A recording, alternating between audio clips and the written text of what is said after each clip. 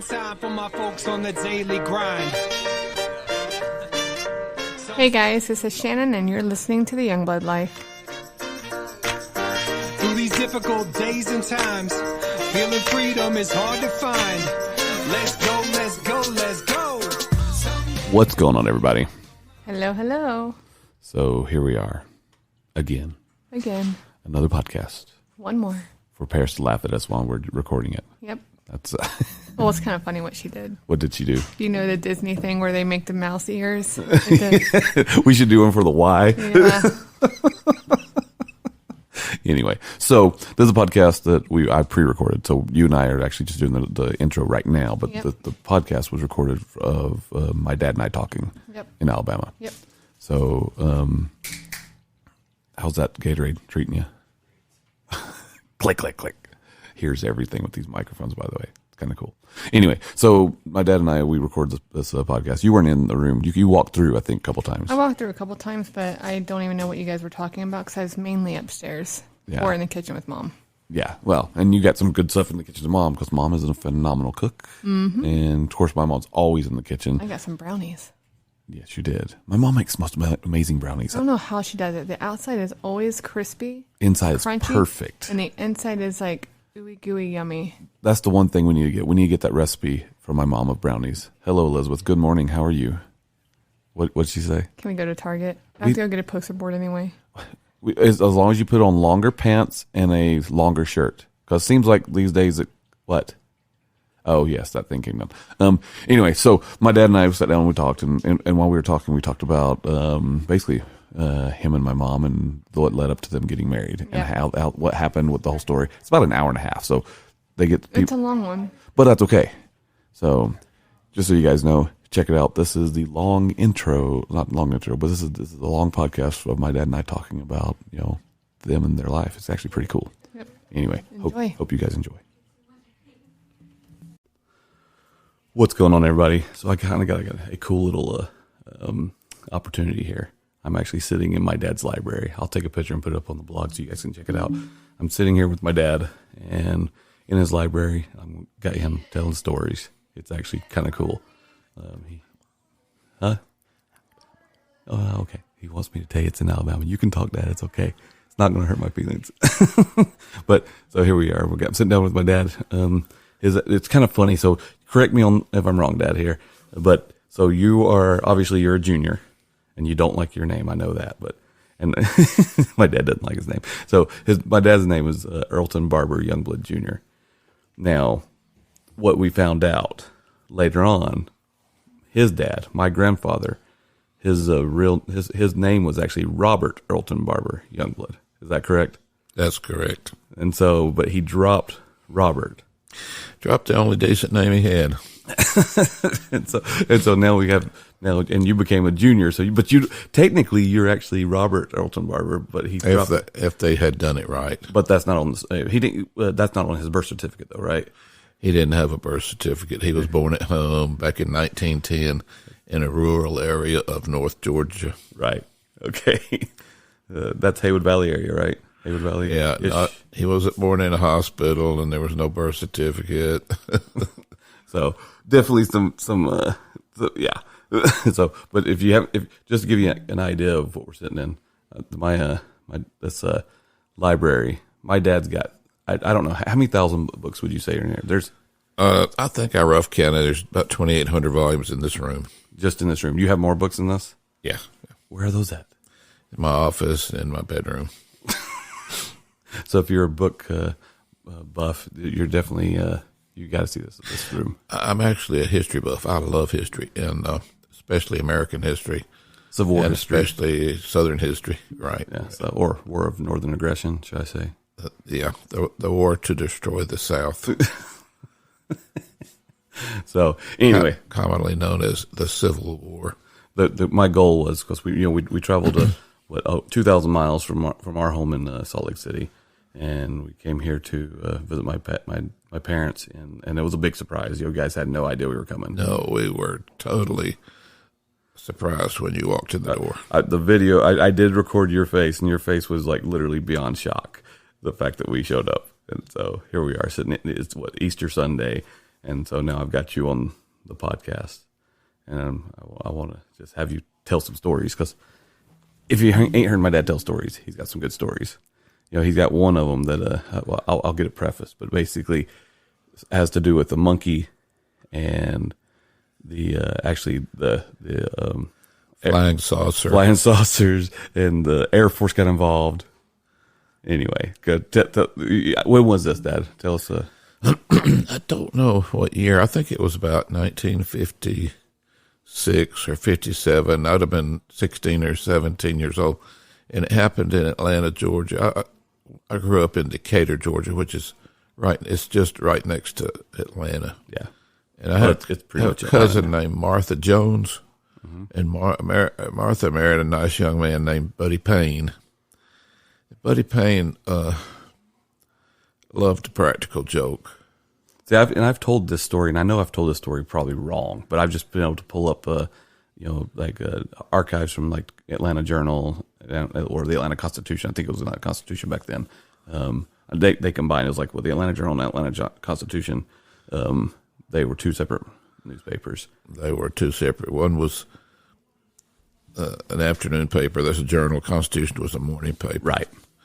So, but I know I've told the story, but since you've pretty much lived, I'd rather have you tell the story than versus me trying to butcher the thing. Well,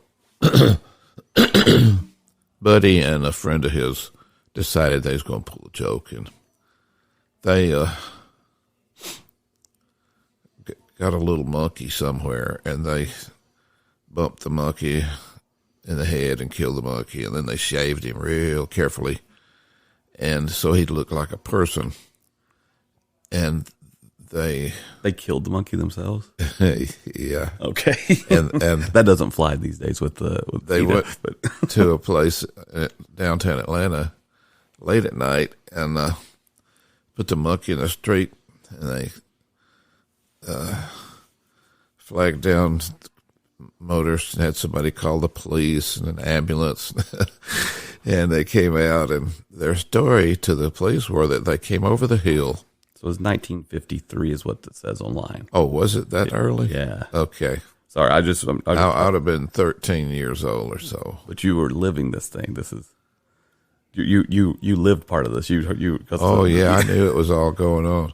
So they claimed that they had come over the hill and saw a flying saucer in the street, taking up most of the street, and they slammed on their brakes and realized there was a little Martian in the street, and they hit him with the bumper of the car and knocked him down, and he wasn't able to make it back to the flying saucer, and the flying saucer just took off and flew away. So that's a picture of them. I'll show this picture online, but that's a picture of them, right? Which one is related to us?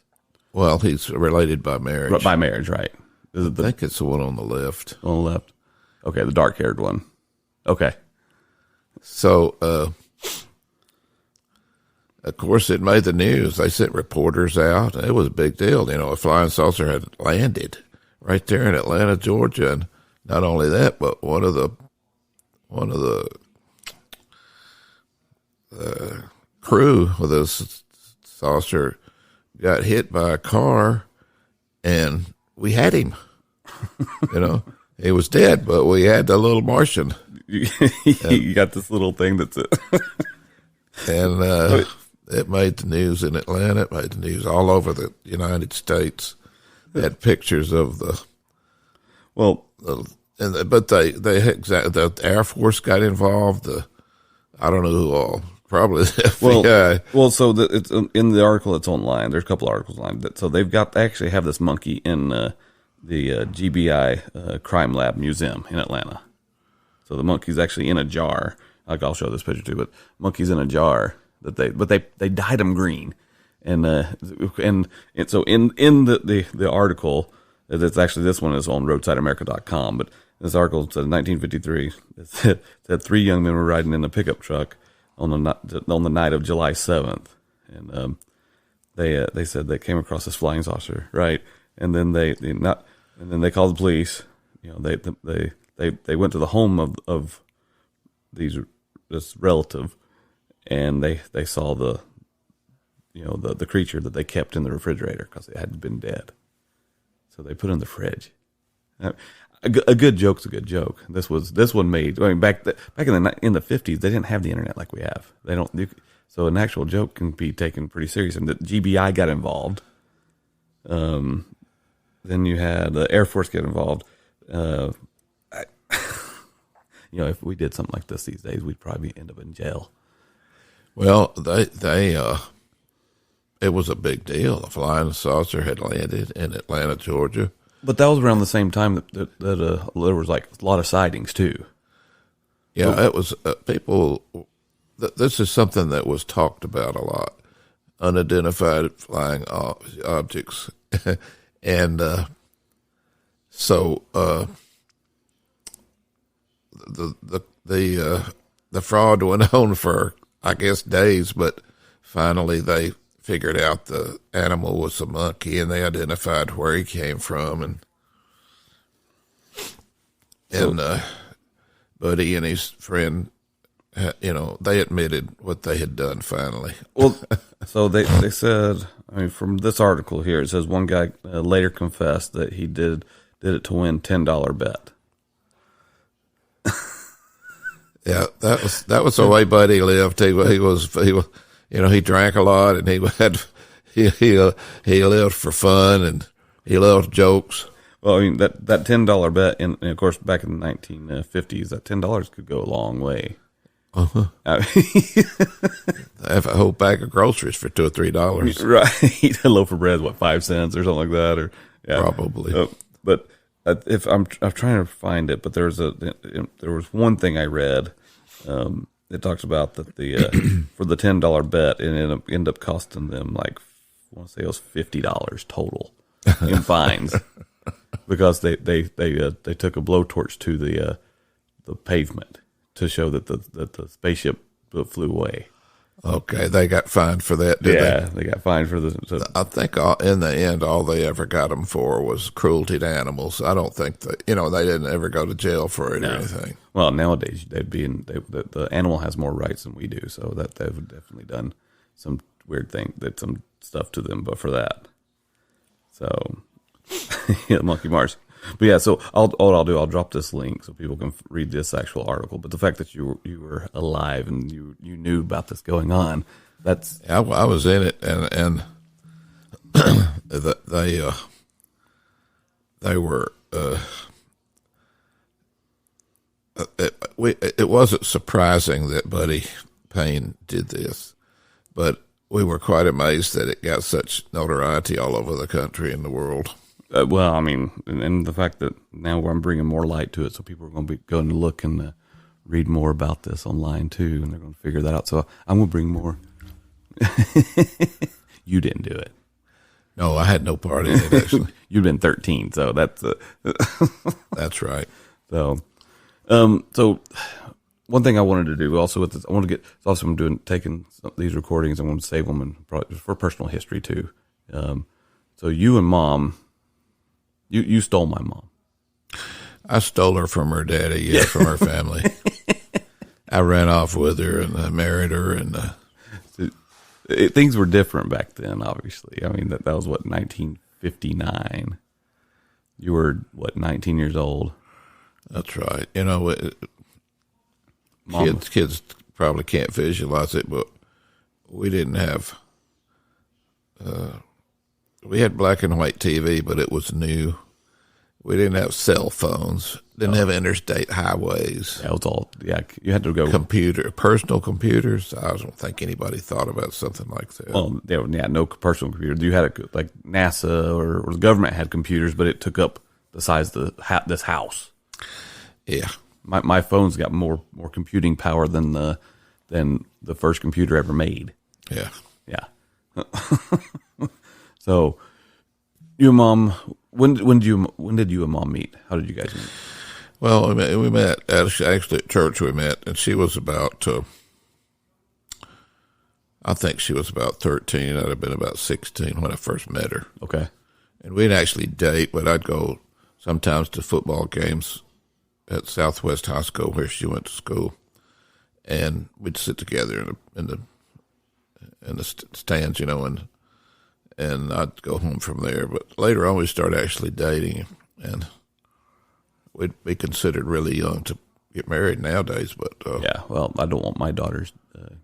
When she was 16 and I was 19, that's not. We got married. Now her father wasn't enthusiastic about that idea. He was not enthusiastic about it. He was not enthusiastic about it. I wouldn't be enthusiastic about it either. Just so you know, I mean, not that my daughter should not be getting married. Well, I hope at that, 16. I hope that none of my granddaughters get married at 16. So far, it good. Has not been easy.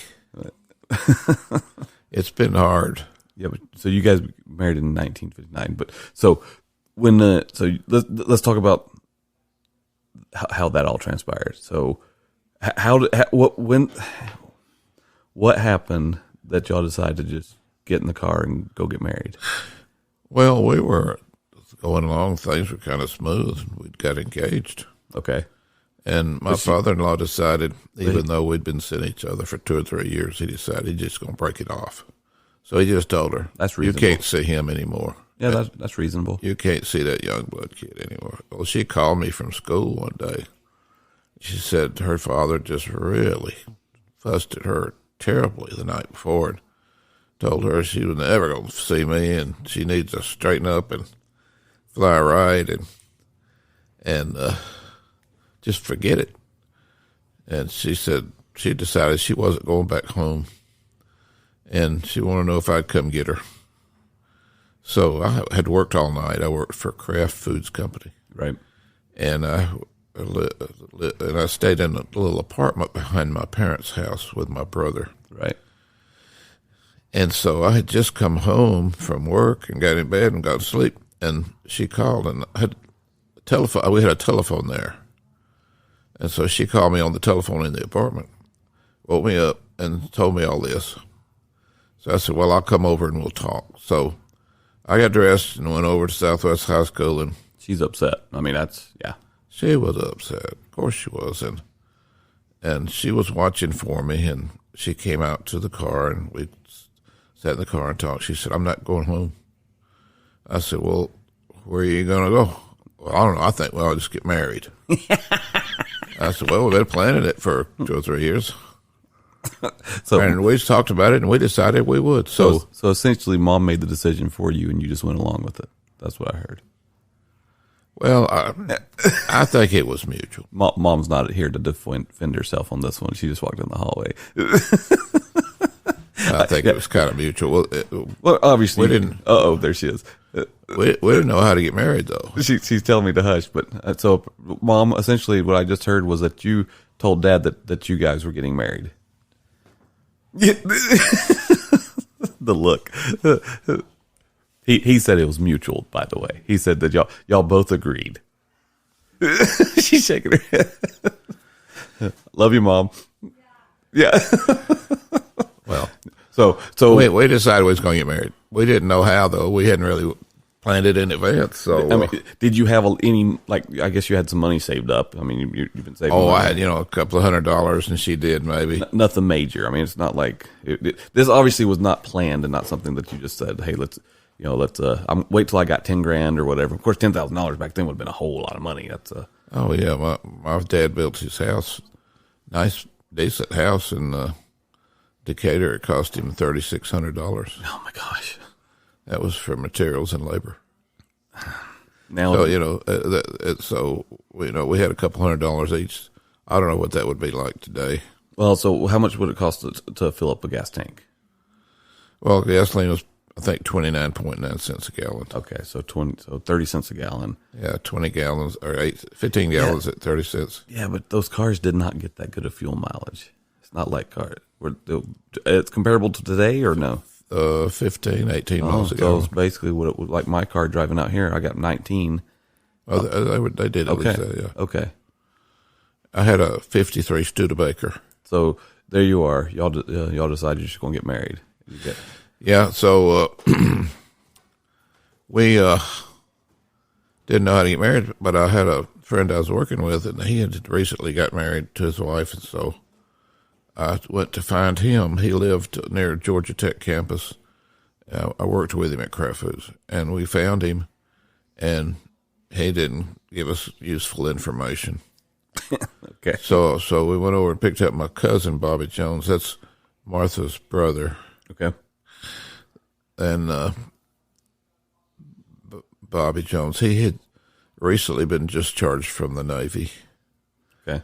And he suggested South Carolina. He said, I know people go to South Carolina to get married. So we took off to South Carolina. Okay. Which was, maybe 100 miles away. That's like the opposite direction that you ended up at. Uh-huh. Okay. And we went to South Carolina, went to courthouse, a couple of courthouses. They couldn't help us. They said, well, we can get married, but you have to get your blood test, and then you have to wait 3 days, and then you can get married. Yeah, they don't do the blood test stuff anymore. I know. This was 1950. No, well, I know when Shannon and I got married, we had to get blood tested. That was in 2001. So, but they don't do that anymore. You just go get married. Okay, so you had to get all that done, but then you had to wait 2 or 3 days. So that didn't work for you. No, we didn't want to wait 3 days. We'll get married. You're already. She didn't want to go back home. You're already. Well, yeah. I mean, because go back home, it would be a worse situation in reality at this point. Yeah.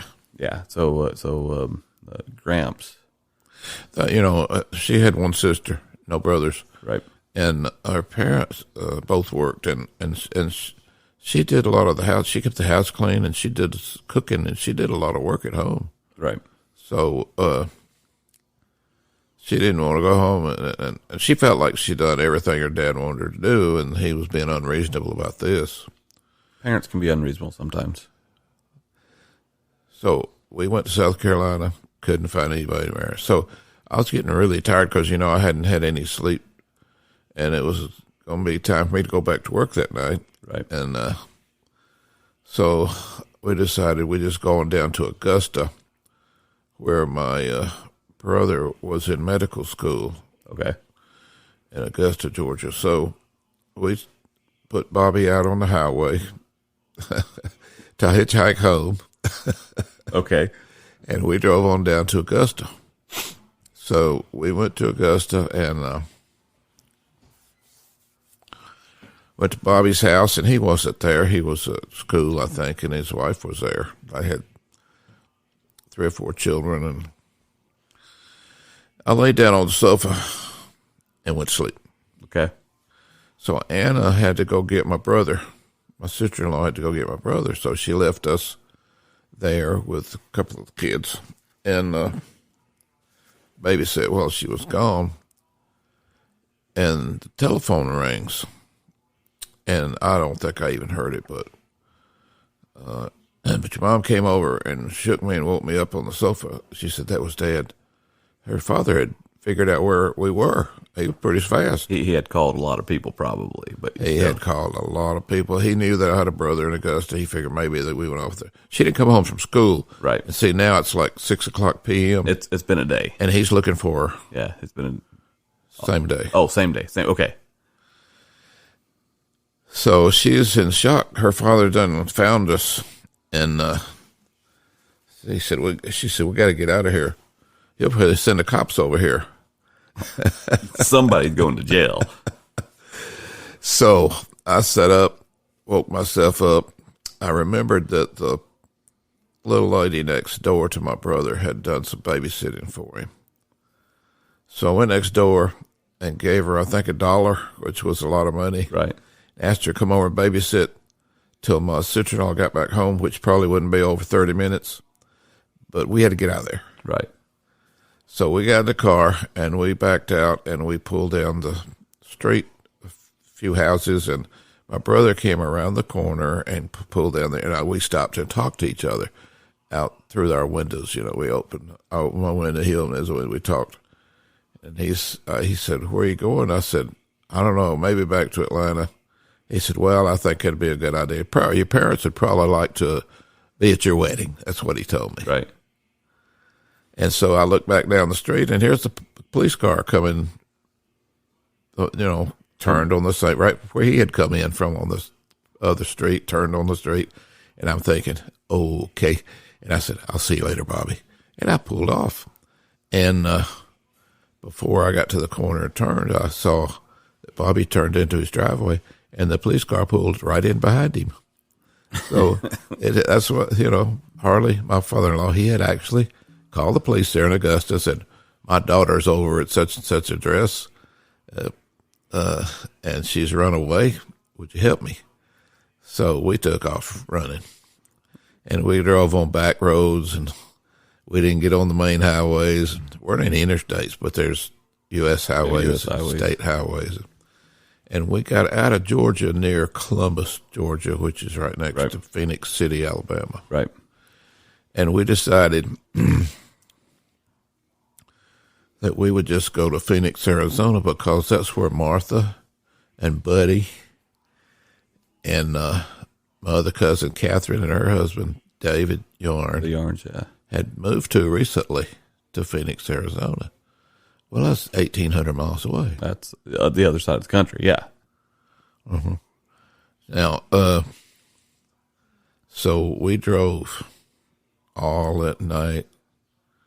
Next day, I don't remember how long it was. Well, I mean, that darn Studebaker had a armrest right in the middle of the back seat.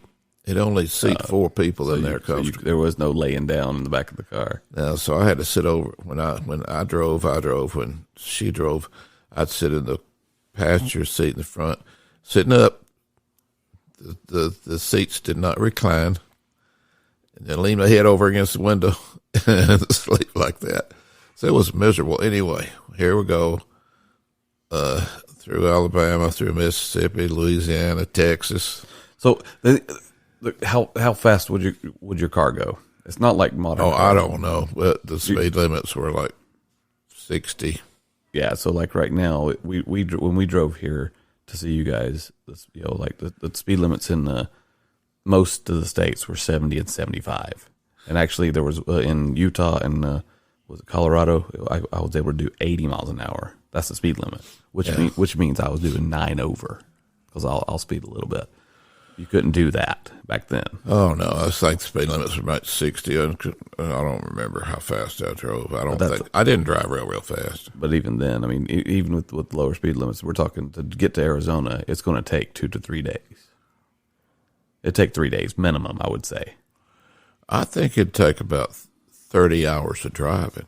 Okay. Because I know for us, it was the total for us, and we drove 17 the first day, and then we did, of course, we had a couple of detours. We did 12 the next day. We didn't take any detours. We didn't stop at any motels. We just drove to Arizona. So we just take turns in the driver's seat. So you're driving to Arizona at this point. Yeah. Okay. So we get actually into Arizona, and I think between Tucson and Phoenix. And I'm sleeping at this point over on the passenger side, and I can remember in my dream there was a siren. Okay. And somebody was shaking me. Well, it was your mom shaking me and telling me to wake up. There's police are behind us.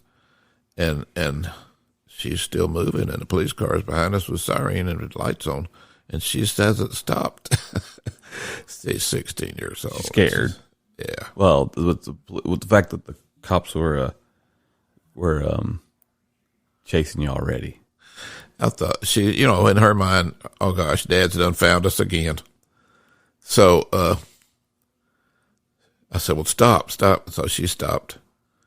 And I get out and walked around to the driver's side, which was okay then. This was 1959. It wasn't 2021. Now they would have you dragged on the ground, tell you to stop resisting.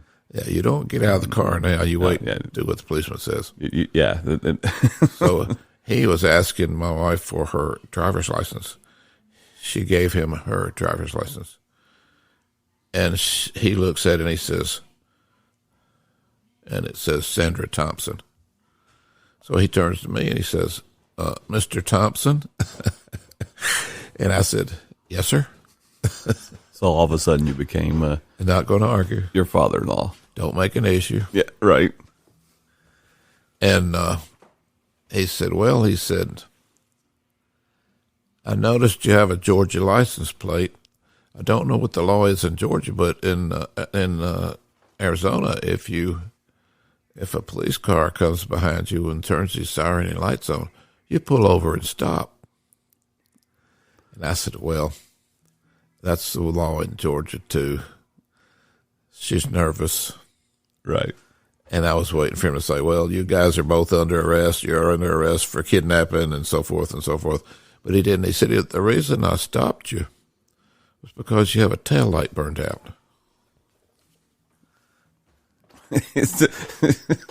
I've never been so relieved. He didn't know that you were wanted in the state of Georgia currently. No, he just figured we were a couple, and he didn't ask for my license, so he assumed I was a Mr. Thompson and she was Mrs. Thompson. Right. And he gave us a warning ticket or some little piece of paper and said, look, when you get it fixed, have the people who fix it sign it here, show who they are, and just drop it in the mail. So that's all you got to do. Which is weird because they don't make you, if you have burnout tail light now, they just say get it fixed, and they'll give you a warning or a citation either way, and then they'll let you go. There is no having someone be responsible for it. I kind of wish it was better that way, because then you say, here, get it done, or there will be a fine coming. That's kind of a cool way to do it. All right, so you got pulled over. Were you wide awake after that? Very much. So we, this was, I think this was late night, early morning. Okay. So we made it to Phoenix. Well, I calculated the time back in Atlanta because I didn't know where my cousins lived in Phoenix. Right. So I had to talk to Bobby to find out. So I waited till my aunt would have gone to work around 8 o'clock, 7:30, 8 o'clock. And then I called my cousin Bobby and to find out the address of David and Catherine and Martha and Buddy. And I called. And he said, he said, hello. I said, hey, buddy. Hey, Bobby.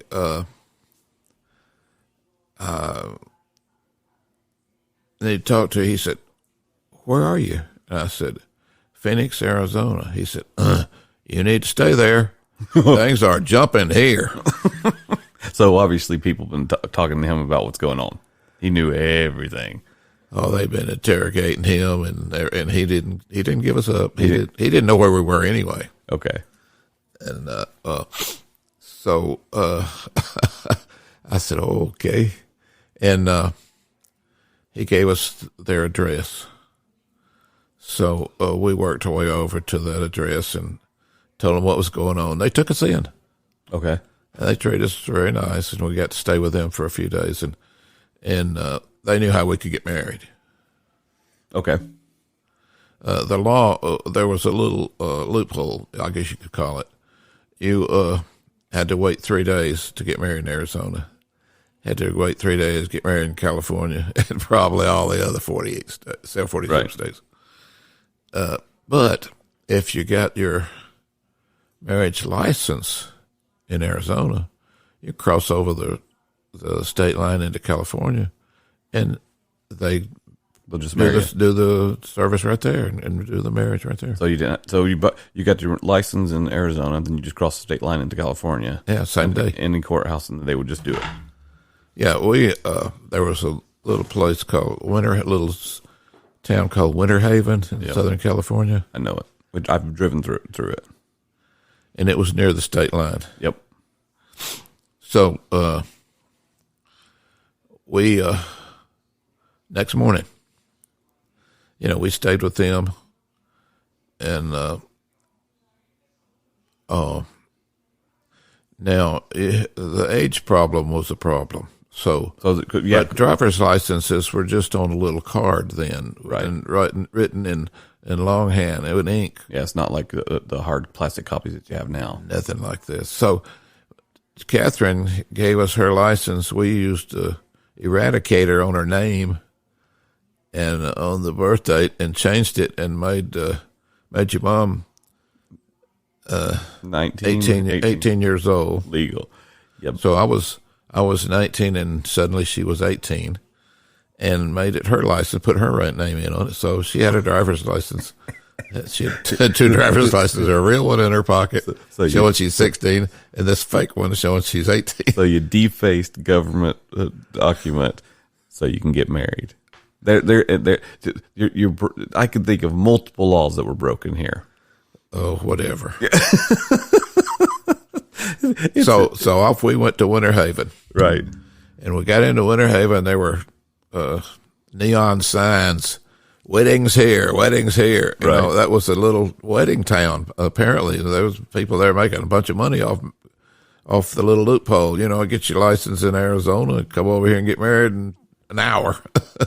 Okay. So we found one and went in, and the guy looks at, we showed him our ID. I showed him my license, and she showed him her fake license. He didn't question her license at all, but it was hard for him to believe I was really 18 years old. Oh, yeah, she looks 18, but you, sir, yours is fake. I was 19. He thought I was 16. Anyway, he finally went for it because they wanted the money, and I think it cost $25 or something. So, okay. He was a Baptist minister. Okay. So he said, all right, and I said, what kind of ceremony would you like? The short version, long version? We said, short version. you know, that's basically similar to when Shannon and I eloped, right? Of course, we had marriage license, all that done, and then we went to we didn't have to wait 3 days. When we went to Somerville, Georgia, and we eloped. Yeah, the Chattanooga County Courthouse right there in Somerville, and walked in as to somebody if they knew who could marry us, and lady across the hall said, "The judge, I think he slept there last night. He'll probably do it. Go knock on his door." So we go knock on his door, and he's drunk. I mean, obviously he had a bad night with his wife, and so he's drunk. He says, "Come on in," and he smelled of booze and beer, and then we're sitting there talking. He says, "So," and he looks at me and Shannon says, "So you want to get married, huh?" And we're like, "Yes, sir." He says, and he said, "Same thing. You want the short version or long version?" And we're like, "Legal." Which obviously nowadays, honestly, to make it legal, he just needs to sign his name. That's all a marriage is. There doesn't have to be any words. Yeah, words are irrelevant. But he looked at us, and there was a shotgun. Good night, bud. Good night, love you. Love you too. There's a shotgun in the corner, and he looks over at us, and he says, "Oh," he goes, "It's a shotgun wedding, ain't it?" I'm like, "No, sir, it is not a shotgun wedding." He goes, "Well, I got my shotgun over there." I'm like, "Yes, sir, it's a good one too." And so, I mean, his shirt's all untucked. He slept in his office, and so he just signed the documents and said, "Do you love her?" I said, "Yes, sir." He goes, "Do you love him?" She said, "Yes, sir." And he says, "All right, you're married," and that was it. So yeah, the short versions are always better. Anyway, so you guys are married. There has to be a witness, and there was an old guy on the back row. It's a little bit of chapel is what it was. I guess maybe it would have seated maybe 30 people. Okay. So there was an old guy asleep on the back row. He was just there to sign his name. And he had been drinking. He was drunk. I was about to say, they gave him a bottle of liquor just to keep him around, and he just signs his name. That's all he gets paid. That's exactly the situation. Yeah. So it had us a witness. It was all legal. Yeah. So it was all legal for the fact that, except for the fact that my mom was not 18 years old. That's right. So we go back out. We got our little certificate, and we go out to the car, and we get back in the car and head back to Phoenix, Arizona. And I think it's called the Mojave Desert. You have to cross the real hot desert over there, and it was the daytime, and we took that trail up, stopped at a root beer stand, got some root beer on the way back. We're counting our pennies and nickels and dimes because you're very much a romantic. guy, aren't you, Dad? Here's a root beer. We just got married. Yeah, but the thing is, by this time you paid for gas. You drove to South Carolina, drove back through Georgia. You drove from Georgia all the way to Arizona into California, which is where you were, which is not that far. Anyway, you've got to be running low on cash. Yeah, it was going down. Okay. So I went back to Phoenix, found, I think, a motel's called Pelican Motel or something. Okay. I don't remember anymore. Poor halfway decent motel. That's where I spent the first night. Most likely not in existence anymore. Huh? Most likely that motel does not exist anymore. Probably not. So there you are. You're newlyweds, and then all of a sudden you're in. What was the next move? I mean, really, you're married. Well, that's where that would be where your oldest brother was. I get that. Initiated. I understand. And then we found the next day we went back to Buddy and Martha's and David and Catherine's, and told them we need have an apartment. You know, we need a place to live, and they let us stay with them for several days. And we found a little furnished duplex. It was 2 rooms. Okay. It was totally furnished. I mean, it had the sheets, the silverware, the plates. It was like a hotel that has everything in it, basically. It was not fancy at all. Right. It was old, but it had everything we needed. Okay. And David hired me to work at the grocery store with him, and I was in charge of produce department at the grocery store. So I had a job immediately, and had a wife, and lived in a new state. So did you quit your craft food job, or you just didn't show back up? I mean, well, I don't know how they worked it out. Well, but my father was a supervisor there, and they didn't really fire me, but they knew I wasn't coming back. No, that's not true. Okay. Well, let me think about that. I worked for them later, so they didn't get rid of me. So if anything, they put you on like marriage. You went off for a honeymoon. Things were different back then. Nowadays, you'd have to justify everything. I mean, that's I got to be off for these days for this reason. Blah blah blah blah. Back then, they didn't have union there and anything like that. It wasn't real formal. Okay. So you're working at the grocery New store. New Way Market. New Way Market. Okay. Phoenix, Arizona, 1959. All right. You got a wife. You got an apartment. So I write a letter. Write 2 letters. Okay. I write one to my parents and one to my friend David Peterson, who lived in Decatur. Okay. And I write David, and I said, David, take this other letter and drop it in the mail, please. It's going to my parents. And it was already addressed to my parents. The envelope was inside the other envelopes. Right. So he did it. And the reason I did that was because the postmark would show where the letter was mailed. Right. And I didn't want the postmark to be Phoenix, Arizona. I wanted the postmark to be Decatur, Georgia. Right. And it said, look, don't worry about us. We're okay. We got married, and we'll be in touch later. Okay. So my parents would be relieved. Well, I found out that they was really worried, upset. Found this out later, of course, which parents would be. Didn't hear from us for 4 or 5 days, or probably a week by then. Okay. And so you're doing the responsible thing and making sure people don't. It's kind of like, you're doing what's right for your family, so they know no one died. Know that. There you go. Yeah. There you go. Okay. And so we stayed in Phoenix a few weeks. Anyway, about a couple of weeks passed, and your mom shows up at the grocery store and says, we got a problem. My parents are here. So this was Dorothy and Harley sitting at your doorstep. Yeah, they came to the apartment where we live. Were they in the house when you got back? I guess you left the. I told the boss I got to go home.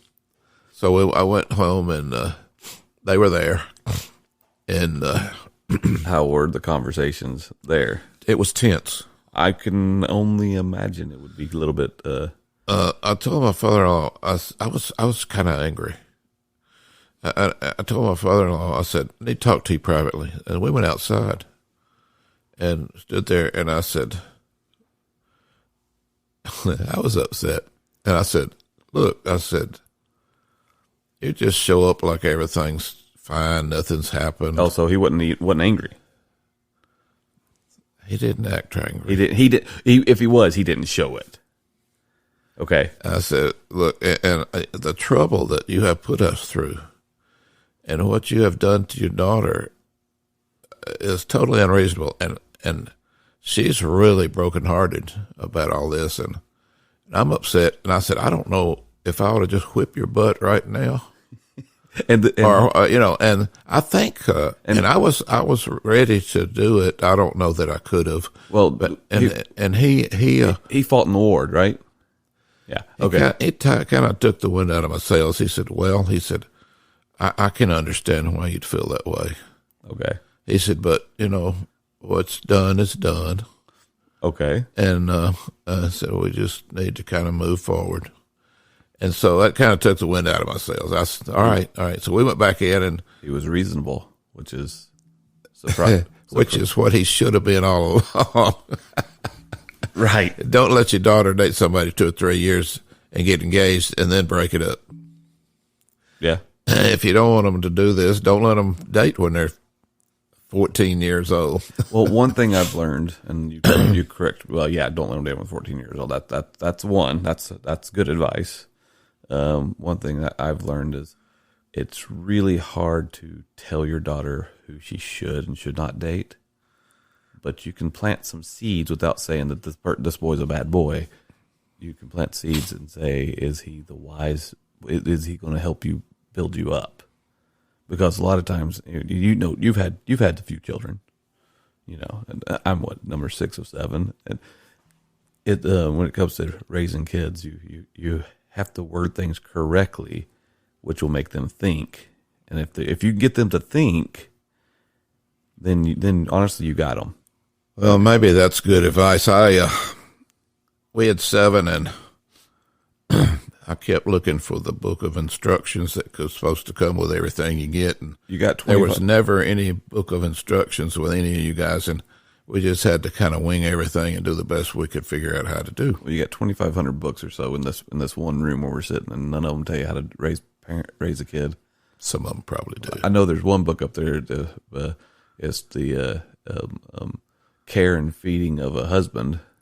I tried to give that one to my wife earlier and told her I needed to read it, but that didn't go over very well. There's one. There's one called "So You Want to Raise a Boy" by Cleon Skousen. Okay. It's a good book, but I didn't read it till the children are all grown. Okay. So we worked out there, and Harley and Dorothy went back to Atlanta, and we worked there for a few weeks. We both missed our friends in Atlanta, but that's home. I mean, we weren't home. There's a whole different culture in Phoenix, Arizona than it is in Atlanta, Georgia. Same thing in we have trees in Atlanta, Georgia. Same thing where we are in Utah. I mean, it's a total different culture, different type of people. I mean, and I like it, but I don't love it, if that makes sense. I mean, I can like most places I've been in. Even when I was on my mission, I liked it, but you just don't love it. We will eventually be back where we love, but right now we got to be where we like. Well, we decided we were going to go home. Okay. So saved up a little money. And so where was Rick born? Atlanta, Georgia. So Rick was born in Atlanta. So how long were you guys in Arizona? About 8 weeks, I think. Okay, so it wasn't long. It's not so. Did you have a break a big lease, or how'd they do rent back then? Oh, it was just week to week. Oh, week to week. Okay, so you stayed there make some money, got a place to stay. You had all your amenities were covered, so you were fine. And then it's just a matter of packing your bag. I'm trying to piece this together obviously the world has changed since 1959. Oh, yeah, there's so much. 2021. We didn't have gender changes. We didn't have that kind of stuff going on. I identify as an elephant because I'm a large guy. So I mean, I think that's fitting. I mean, no. So you moved back. Came back, it was fall, and came back, and the leaves were turning pretty colors on the trees, and went over to this high school, I think, before we went back to my parents, and it was between classes, and my little brother, Alan, was walking down the hallway. He was glad to see us. He didn't expect to see us. My Uncle Philip. Yep. Yeah. And I know him as Philip, Uncle Philip. Most Yeah, people nowadays, he goes by Alan now. yeah, he goes by. So he didn't like his. He didn't like his name either. So, but he liked his middle name. Okay. I mean, if we can identify as what we want to identify these days, I guess you can choose what name you want to live by too, right? Yeah. Living by a different name is more acceptable these days. Oh, apparently. I like Alan better than Philip myself. That's still his name, though. Yeah, he goes by his name. Yeah, goes by his name. There's plenty of people use their middle name. Except my grandfather, your dad, decided to get rid of the only decent name he had. Yeah, his name was Robert Tumlin Youngblood. And that's probably why my grandmother named her first son Robert Earlton Barber Youngblood. Her name was Rosa Barber. Rosa Barber, yeah. Well, and then Maiden name. I remember when we told you that we're going to name our son after you, and I remember you were a little bit upset about that. You're like, please don't do that. I was looking after him. I didn't want the poor guy to have to go through what I've been through. Oh, your name's not bad. Your thing is, your name is a name it's an old name. It really is. It's an aged name, is what it is. And even now, I mean, I never heard of another Earlton anywhere. No, you're right. My experience. I was when I was a little kid. I had red hair and freckles, and got teased a lot because I had red hair and freckles. So I was a shy kid, and same here. And when they said, "What's your name, son?" and I'd tell them, "What?" and I'd say Earlton, and they'd say, "What?" So that just made it worse. Not only was I ugly, I had an ugly name. So I'm looking. I just did a quick Google search online for famous Earltons, and there are none. Duh. I thought I'd try, but yeah. So when you found out that we were not naming him directly about from you, I think that put you at ease because made me feel a lot better. Ethan is not Earlton, and Briggs is not Barber. Briggs is a surname from some of your mom's ancestors. Yeah, so we did the initials. So we figured both Shannon and I have talked about. We're like, since it's our last child, we're gonna name him after you. So he'll be EB. So he is an EB. I mean, I know you go by your initials, but we can accept that. I figured that was an acceptable compromise. Good choice. Yeah. Anyway, so back in Georgia, things got better. I mean, obviously around family, around friends. I got a job at Kroger store where I had different Kroger store. I worked when I was in high school. I worked at a Kroger store for once. Got a job at another Kroger store, but wasn't really making very much money, and ended up back at Kraft Foods Company somehow. They took you back. Yeah. So I'll have you tell the story tomorrow or something like that. But is that where did you have your accident at Kraft Foods before or after Arizona? The accident where I got burned? Yeah. No, that was after Arizona. Okay. No, wait a minute. Let me think. No. I didn't go back to Kraft. I got that all wrong. Okay, so you actually had the accident before you went to before you were married. Yeah, I burned my leg. Okay, you can go ahead and tell the story. Tell the story on that one. Hot water. Oh, well, my job was to clean a huge cheese cooker out. Okay. I had to sterilize it and scrub it, and it took 4 or 5 hours just on that one cooker, as I remember. And down at the end of it, there was a hopper that you dumped when they'd cook the cheese, and then they would move this lever, and it would open up the end of the cooker, and the cheese would come out and go down the hopper down to the next floor, down to the first floor. Right. and pour onto a huge cylinder, and that's how they made sliced cheese. Okay. Made exactly an 1/8 inch thick, you know. And right.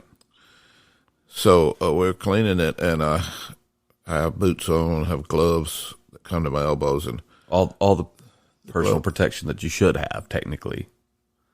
Glove got hung on the handle there, and it yanked the thing open when I wasn't ready for it. Well, it's not full of cheese; it's full of hot water at this point. Boiling That's the way water. we cleaned it, and dumped that stuff out at me, and a bunch of it went down in my boot, burned the skin off my leg, had 3rd-degree burns.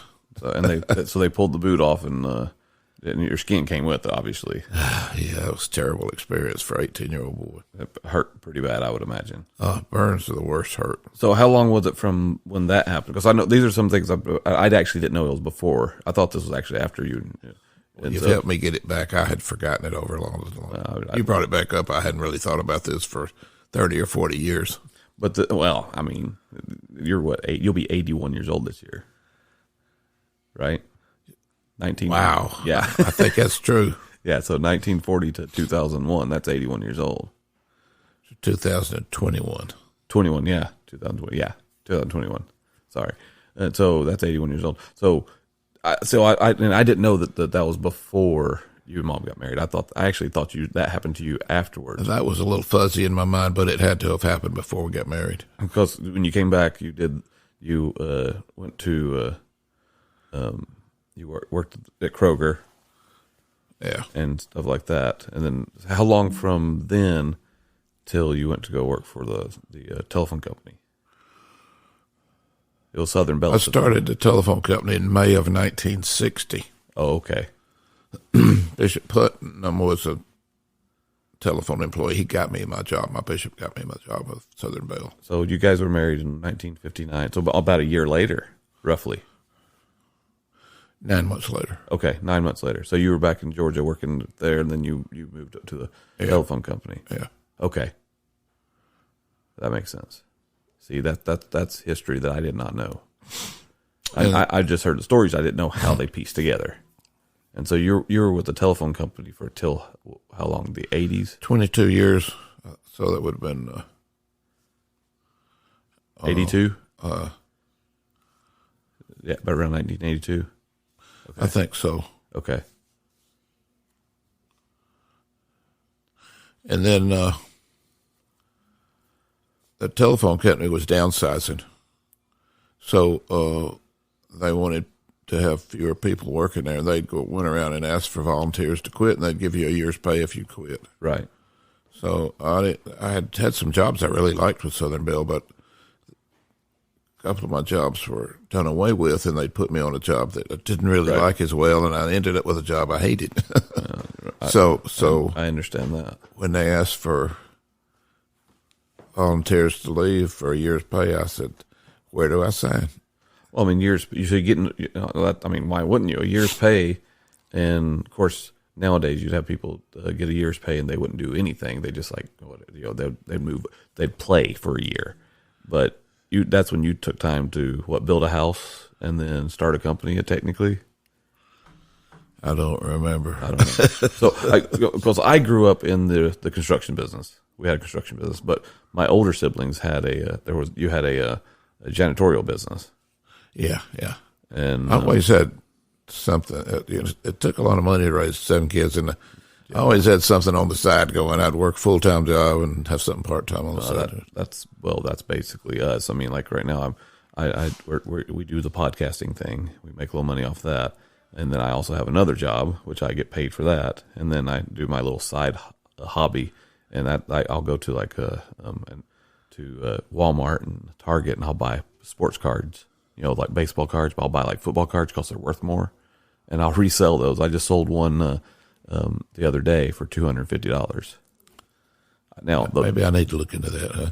I can show you what to do, but like literally, the pack cost me $20, so a $20 investment, and I sold one out of that pack for $250, and then I've got like 5 others that I've sold out of that same pack between like $50 to $30, a couple over $5.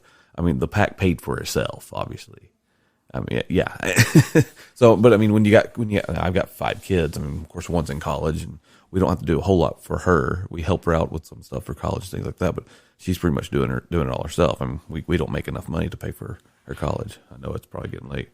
Is it only 8:25? What time is it right now? 6 minutes till 9. Oh, so it's only now. Wow. Shannon went to bed early. She's tired. Yeah. Usually she's on these podcasts with me too, but not tonight. But yeah. So yeah, raising kids is expensive. Very expensive. What I'll do, we'll do a part 2 to this, and I'll have you tell some more stories of even starting a business or whatever. We can talk about it. I'm not tired. Okay. You're like, I'll keep going. Okay. Well, so let's work for a phone company.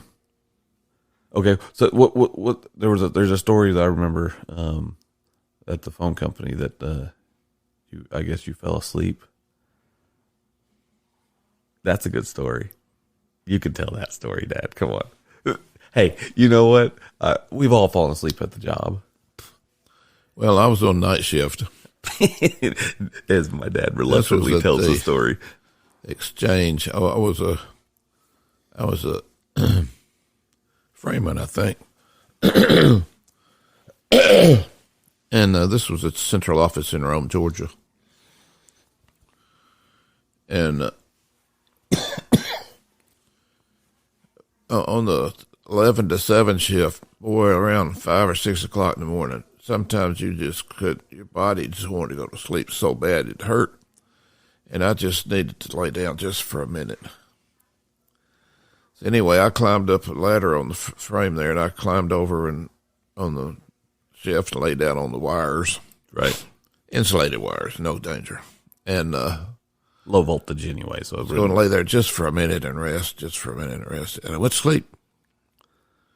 Well, if the boss had come in, there would have been repercussions. Right.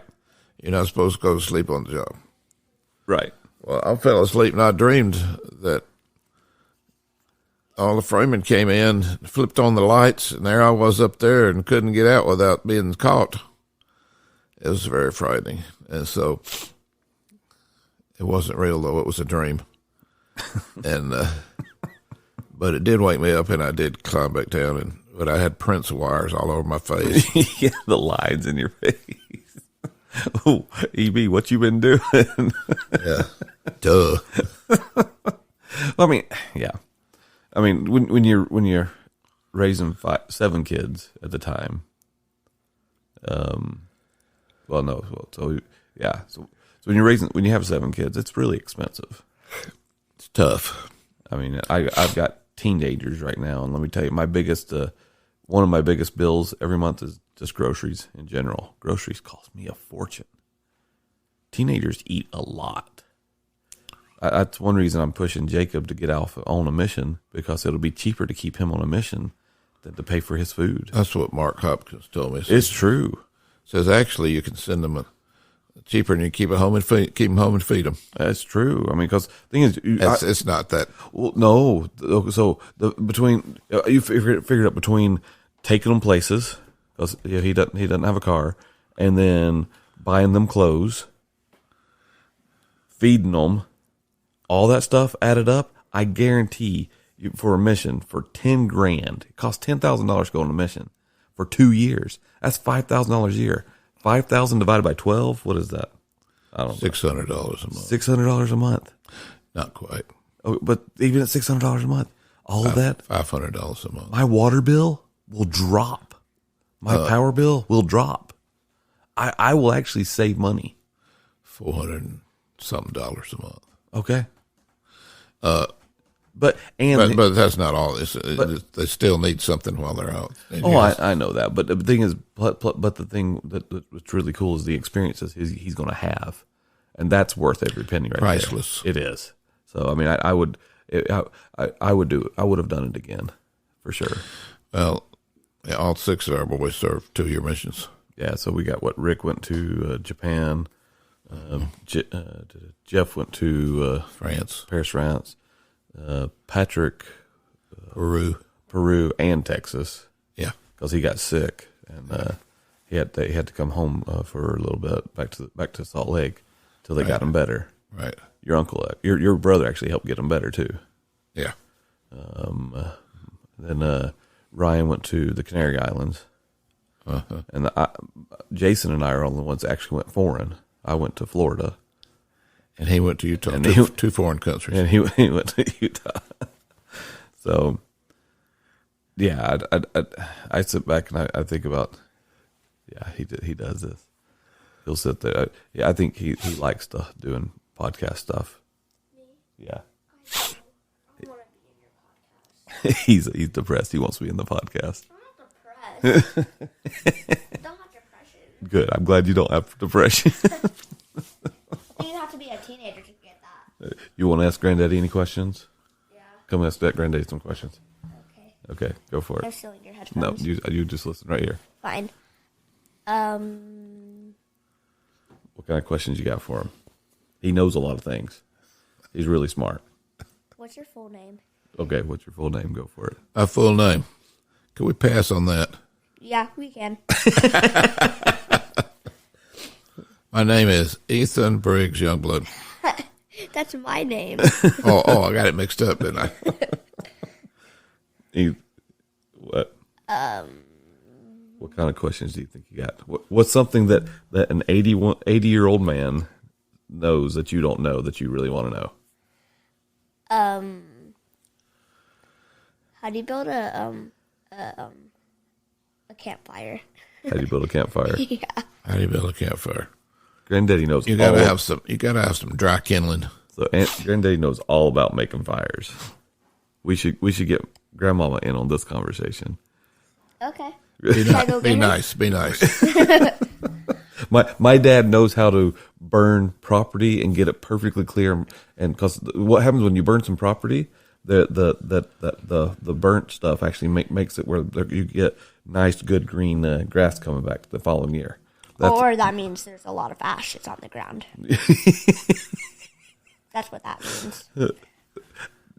You're not the only. I have a brother that lights fires too. Be nice. I think you should add a secret room right there. Like you pull a book out and then it slides open. Do you like this house? Do you like Granddaddy's house? Yeah. He's done a really good job at this house, huh? Yeah. Can I have your house? So out of all of us kids, what would you say that would be the hardest thing that you had to do when it comes to raising us? Because you got seven different personalities. You got 7 different types of people. I mean, honestly, you do. You got some of us that are close together when it comes to personalities, and you have some of us that are like polar opposites. I don't know what would be